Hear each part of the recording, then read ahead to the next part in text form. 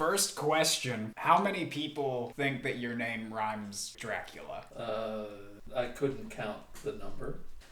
They'll butcher the pronunciation of my name worse than a Dracula thing.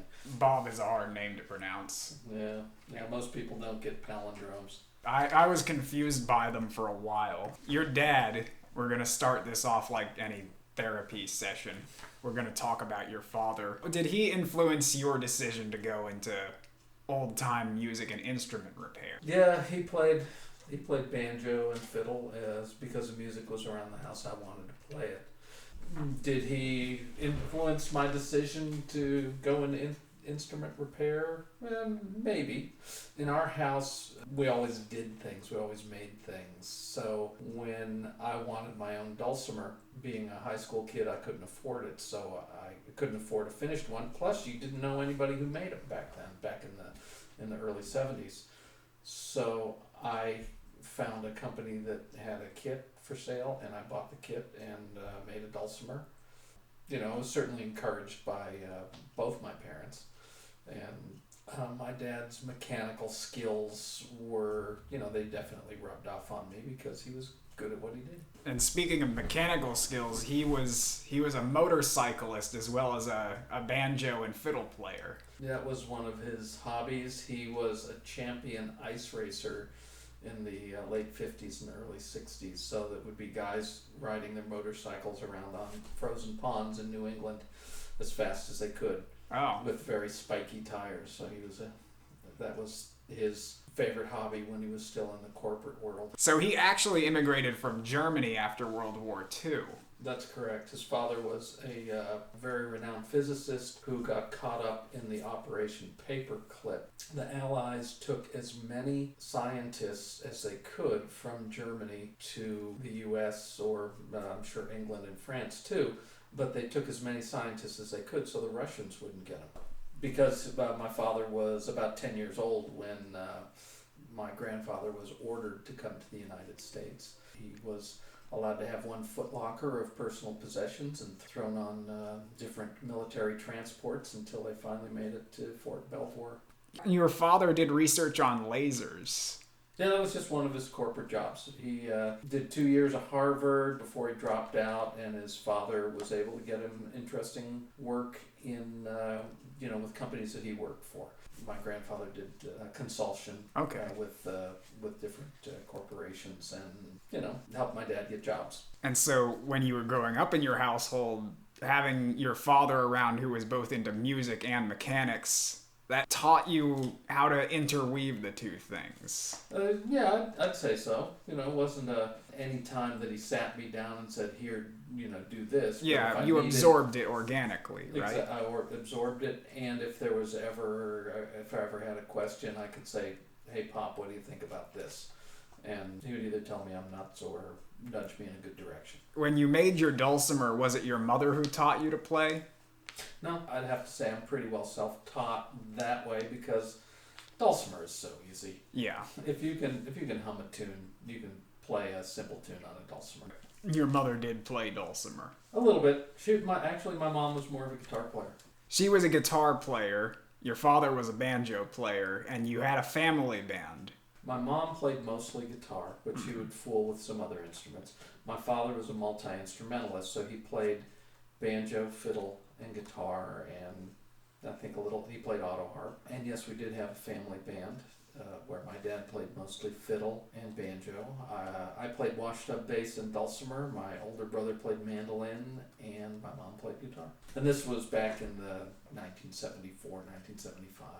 When did you first get an instrument repair shop set up in your home? First thing I did was, of course, make a dulcimer in the basement of my folks' house. So we did that. Then we opened up, father and I partnered to open up a music store in Cleveland called Goose Acres. And we sold some new instruments, but also made our dulcimers, banjos, auto harps, and did a lot of repair. And if I recall correctly, there was a bullet-riddled guitar. I had nothing to do with that. Okay. That was my father put that up after I left. Ah. And not anything I would have allowed. I thought it was kind of tacky, to say the least. Threatening, maybe. Yeah, nonetheless, it annoyed me, and I didn't think it was an appropriate thing to have in a showroom with multi-$1,000 instruments. Yeah, fair enough. You know, it was fun for him to shoot it. He didn't need to display it. But again, my opinion. I was long gone by the time he put that up. Okay, so he may have shot the guitar, or... Oh, there's no doubt he shot the guitar. In fact, That was fun for him. In fact, I think he was known as a musical curmudgeon of sorts. Yeah, he was. You talked about your brother playing in the family band, but you two were a little bit different in your musical tastes. He would play David Bowie, for instance, and you would try and turn the records off and put on the music that you liked. Yeah, he listens to, what I now consider interesting popular music. I wasn't interested in it when I was a teenager. Right. I was really hooked on old-time music. You know, I loved playing banjo and mandolin. That's probably what I focused on mostly in my teen years.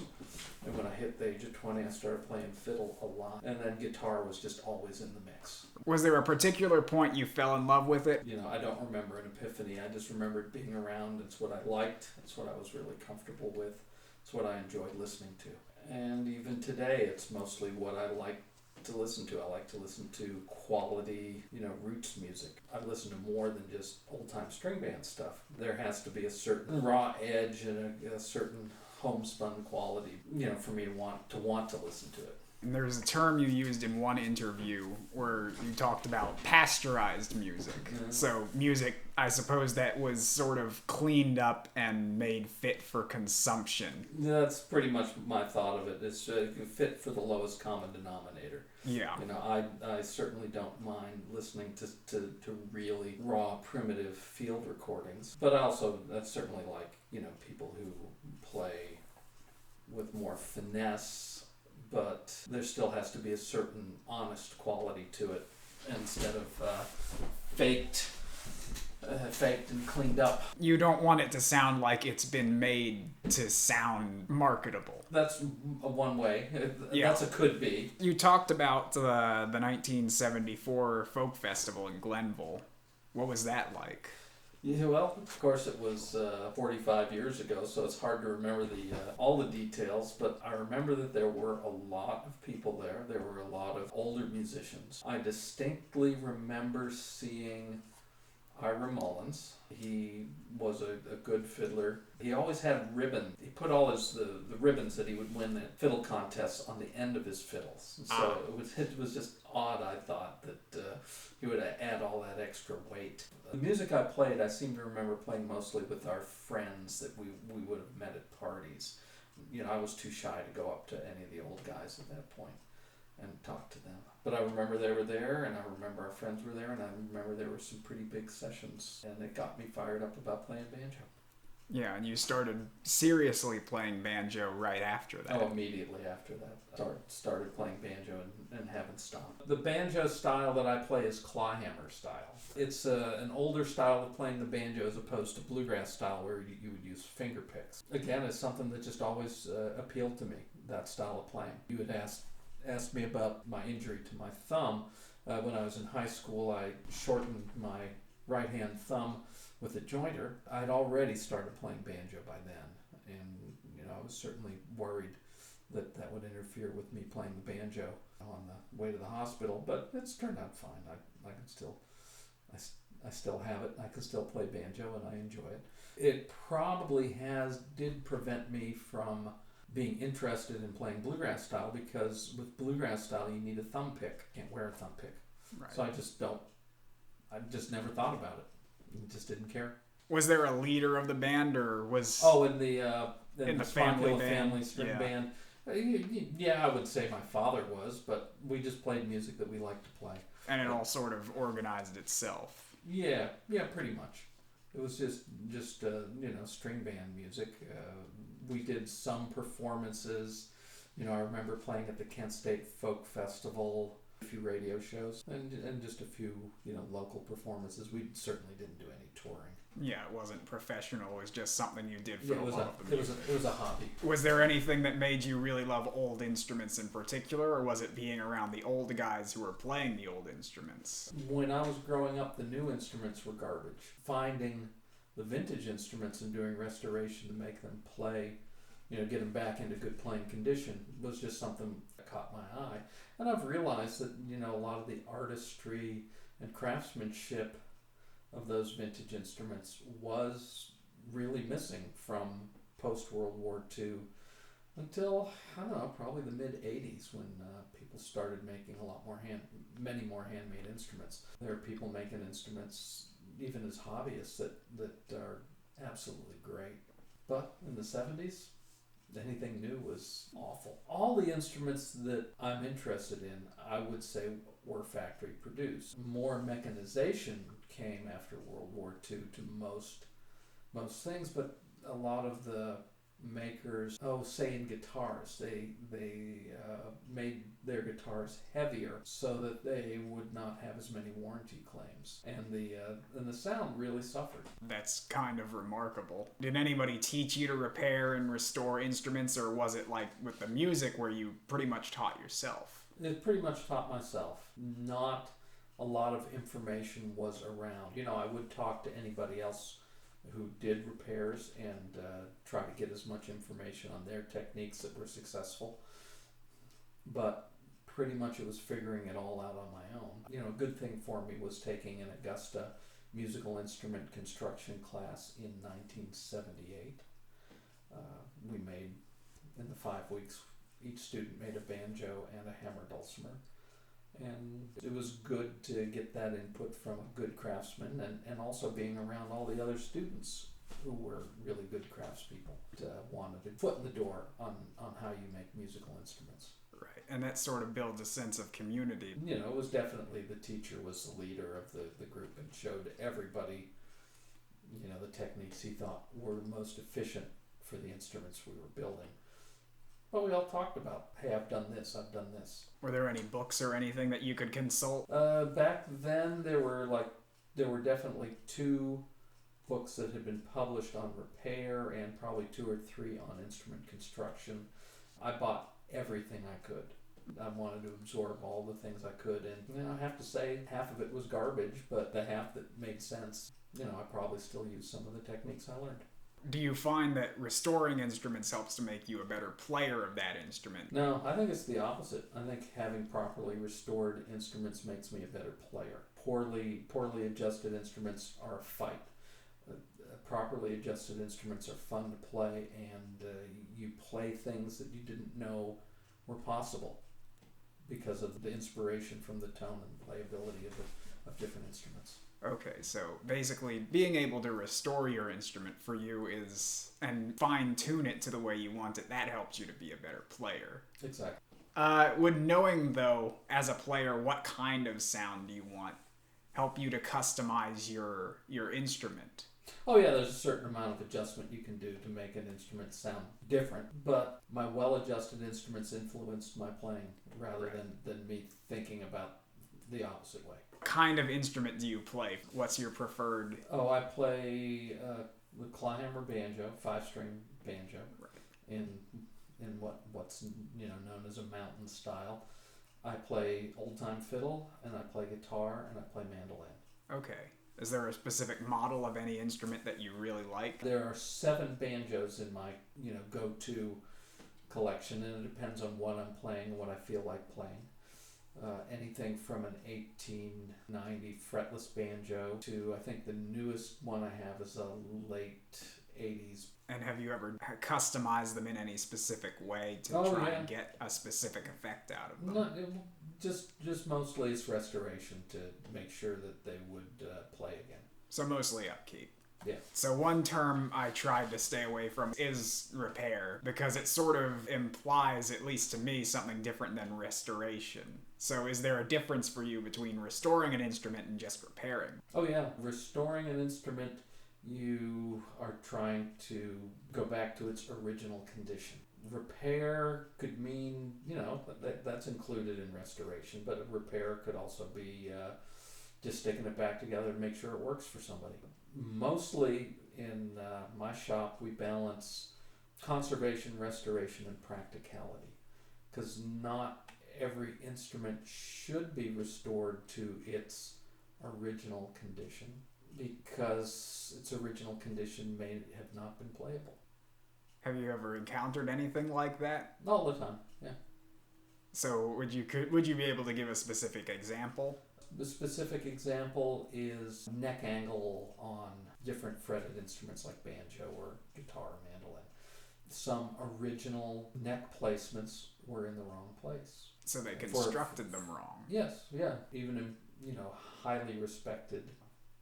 Here's a really good example. In the early 90s, I was doing a repair on a mandolin, and the guy had some poor work done to it, or some poor work had been done to it before he got it, and we decided we were going to replace the fretboard. I cut new fretboards and compared them to, this was a Gibson mandolin, I compared them to the original and saw that the frets were in very different places. Or some were some were exactly right, but most of them were off, comparing the new one to the old one. Then I used a very accurate tuning device, a strobe tuner, I made basically a one-string mandolin. Used a strobe tuner to tell me if the strings were in tune at the different fretting positions.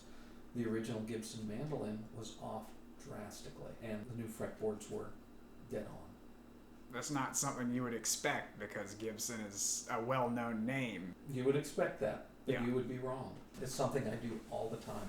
An old Gibson mandolin needs a refret. I recommend to my customers, or if I own it, I take off the original fingerboard and I put on a new one. People like to play in tune. Are there certain instruments that have had those kinds of quirks, but you didn't feel comfortable taking them out? Yeah, there are definitely instruments that you got to try to keep it original for its historic value. It may not have great musical value, but it will have, interesting historic value, so you try not to change things. So it's a very delicate process, restoration. Sharpening a chisel and just taking off extremely fine layers of wood. Mm-hmm. And the sound of the instrument would be affected not only by the strings and the frets, but also the kinds of materials you're using, the thickness of them, the heaviness of them. I've heard that the type of oils that people use to finish certain types of wood might be affecting the way that an instrument sounds. Instruments are some of their parts. So you can get an instrument look visually identical, but if one has wood from a different part of a tree, that's going to sound subtly different than the one next to it. Finishes can make a big difference. A lot of modern finishes are very heavy polyurethanes, which are very durable, but I don't think they're the best sounding things. But there are people who play aggressively and they need the durability of a thicker polyester finish. Right. What success means. I take every instrument on its own merits. Right. One of the things that we get real discouraged about is bad repair. When instruments come through here that have been worked on previously by someone who maybe didn't respect the greatness of the instrument and didn't know that it was valuable, but just needed it to play. Mm-hmm. We get all kinds of awful repair through here. We do less and less of being willing to take all comers because there's so many great instruments out there that have not been molested by incompetent hands. Have you ever found that you've had to conduct research on an instrument before you restore it? Oh yeah. Especially when you're dealing with a historical instrument. You need to know how it was sounding. No, it's not the sounding part. It's more of its construction techniques. Right. Not everybody makes things the same way. Most of the instruments that we work on were manufactured from 1870 to 1940. That's most of what we work on, and we're real familiar. And they were manufactured in America, so we're real familiar with the construction techniques of those instruments, and we put things back to close to the way they were made. That's how it's going to sound. Those instruments have a classic sound that appeals to a lot of people. If I get an instrument from Europe, it's going to be manufactured differently. So I have to do research on those and talk to my friends in Europe about how does this certain maker, how did they attach their necks? I have to take the neck off. But if they were made in Europe around the 1870s to the 1940s, it would be fairly close? Yeah, it'll be different. Almost completely different. Yeah, it'll be different. Okay. It'll be different enough that it's worth asking. Right. Old instruments have a different quality of sound, but is there a certain quality in general, or is it just, again, a sum of the parts? A lot of the older instruments have a certain presence to them that, should I say sounds old? I guess it does, but, there's definitely a fullness of an instrument that has been played for 50 years or more that you don't get with a brand new one. Brand new ones tend to be, brighter sounding things. Maybe a bit tinny. Sometimes they are. My ears are so used to the vintage instruments that's the sound that I like. Would you say that it's because they resonate differently with the materials? Instruments do improve sound-wise with the playing that they get. That's sort of interesting. You would think that an instrument might deteriorate the more you play it. There are certain aspects that can deteriorate that, you need to do maintenance, but as long as it's handled well and not abused, an instrument is going to improve. Its sound is going to improve with age. Does the age of wood, for example, change the way that an instrument sounds in any drastic manner? Yeah, older wood sounds fuller, better volume, precision of tone. So what's the most difficult part of restoration? Being invisible. For me to do my work and nobody know that I did it. It's what we do in our shop, but it's really hard. Every musical instrument manufacturer would have its own little signatures. Certain sanding marks here and there, or shapes to different parts of the instrument. We have to learn to mimic everybody's manufacturing style. You don't want to put a Gibson guitar style bridge on a Martin guitar. You want it to look like it came from the factory. That concept of knowing that you've done a good job when nobody knows that you've done a good job, does that ever get a little bit frustrating? Sure it can, but no. I know I've done a good job. Nobody noticing is the biggest compliment I can get. Is it hard to let go of an instrument after you worked on it for a while? For the most part, no, because I have instruments that I love playing and I keep going back to. I have some friends and some customers that I consider them Instrument of the Month Club. They always have to have something new and different in order to be satisfied. And me, I've pretty well got the instruments that inspire me to play the music I like to play. You know what works for you. Exactly. So the banjo in particular you play, the banjo is sort of associated with poverty and with the South of the United States. And it's often sort of put in a comic role or people make fun of it. Everybody at Smakula plays banjo, at least from what I read. Mm-hmm. What do you think about the banjo? It's always appealed to me since I was a little kid. Sure, there are plenty of stereotypes about it, and I never really think about them. I think the banjo is a very valid musical instrument, from the simplest mountain styles to the most complex classic banjos players. Or it's a valid instrument no matter how you cut it. Is there a certain emotional quality that you think that the banjo has? Or do you prefer not to get so poetic? I don't get that poetic. I'm attracted to banjos, their construction, their ornamentation, their tones. Somehow I've made a living with banjos and other acoustic instruments.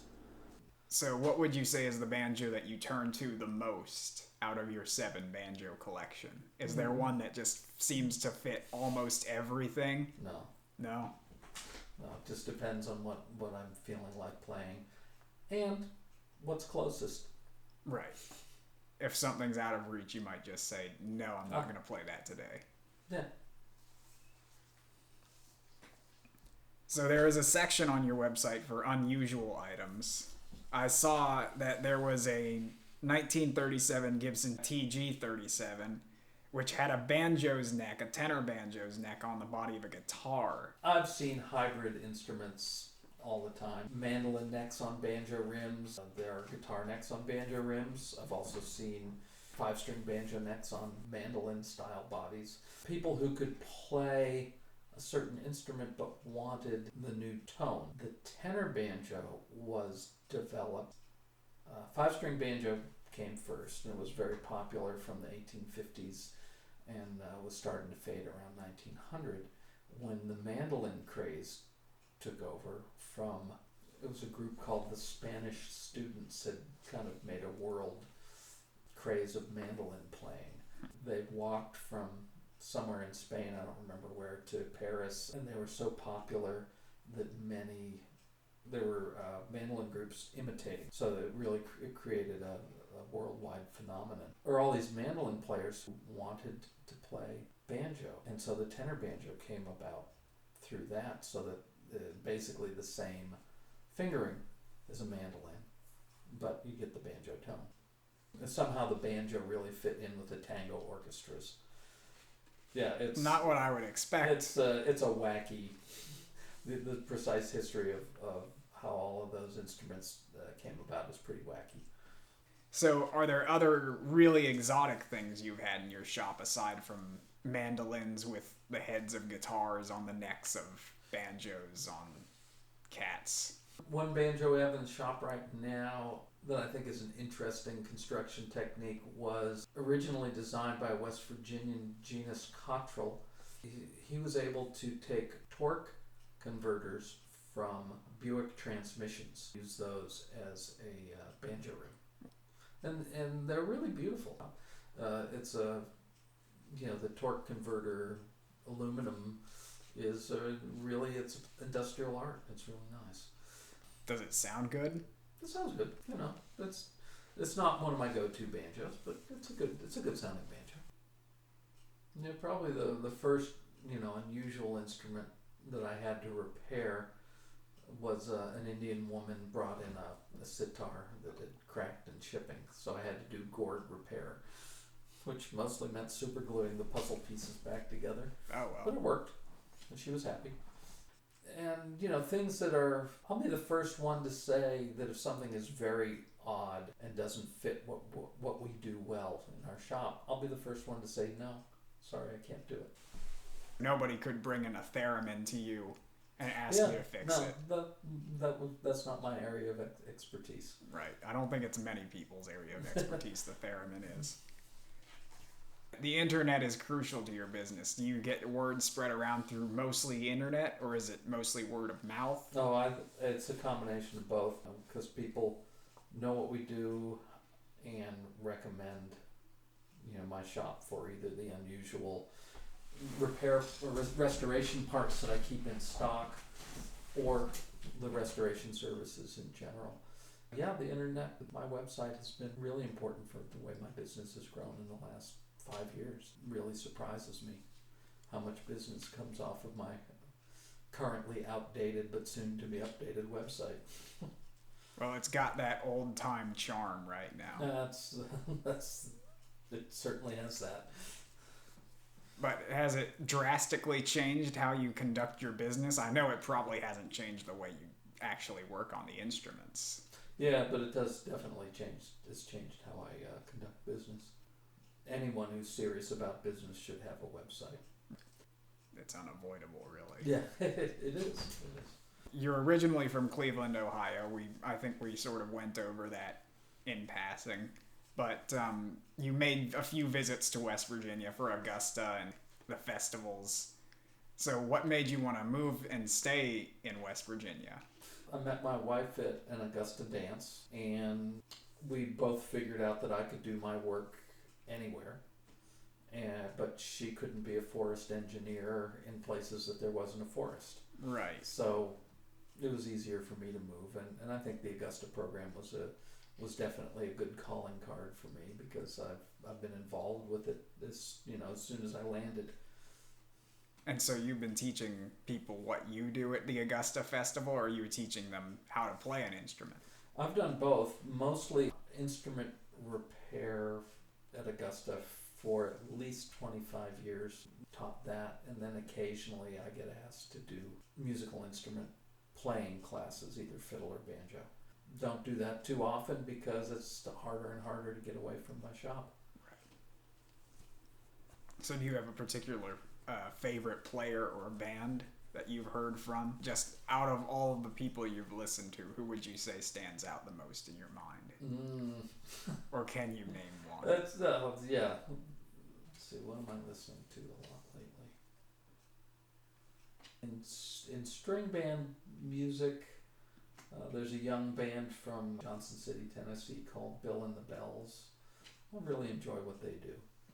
They tie in the vintage sound with, a modern, personality. Yeah, modern personality. Yeah. I like them a lot, but I listen. The music I like is a little more varied than most. I'll be the first to admit I listen to They Might Be Giants. Oh, I do too. I think they're a great band. I also listen to European folk metal, which is, I never thought I'd enjoy it, but the folk music, the folk musicians that are part of the European folk metal bands are great. They're able to make a living by having pounding bass drums and electric guitars in their bands. Would you say that you had a favorite of the old guys? Again, who do you pick?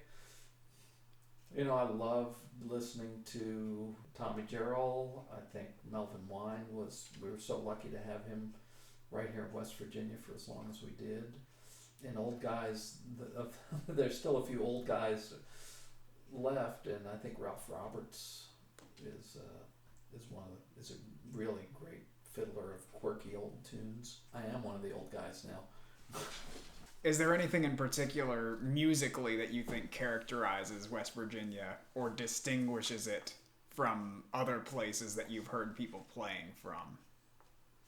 One of my friends always said that the traditional musics of the area kind of go with geography. He likened the twisty, quirky tunes of West Virginia to the geography we have here, while, say, in Virginia, the fiddle playing was a little smoother.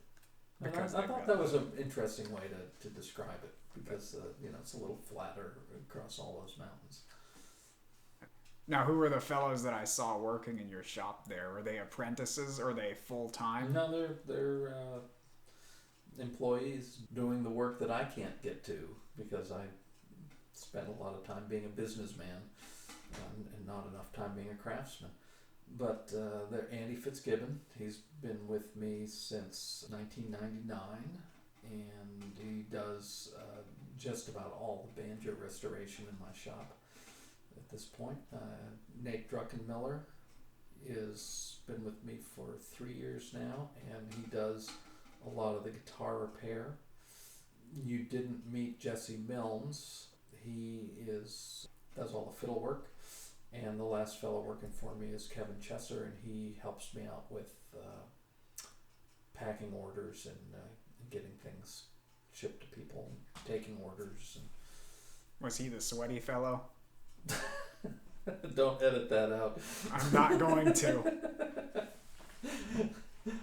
I don't know, he was the guy who was upstairs. Okay. When you first came in. You should take it as a sign of pride. Yeah, whatever.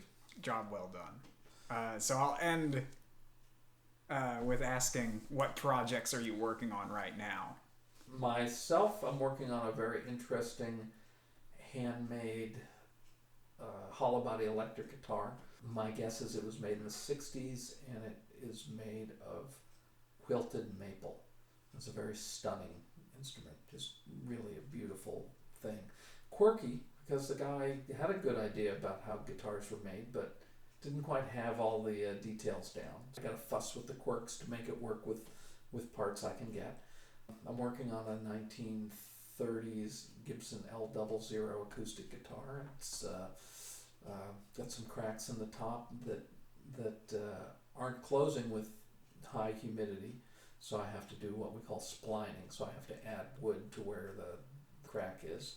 I've got a few old Gibson mandolins. Yeah, I'm finishing up one where I put a new fretboard on it, or two that I'm finishing up that we put new fretboards on.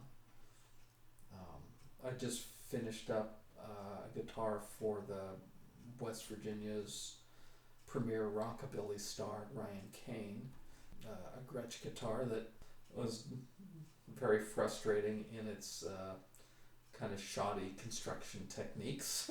They definitely cut a lot of corners when they made that guitar, but I think we made it good and solid for Ryan, so he'll be able to make amazing music. working on one that had some awful repair done to it, including auto body filler in it to fill in holes, and we wound up having to put in a section of the side of the instrument. Auto body filler, like something you would use on a car? That's what auto body filler is. All right. Again, inappropriate instrument repair, taking a very valuable instrument and turning it into something that is a shadow of its former self.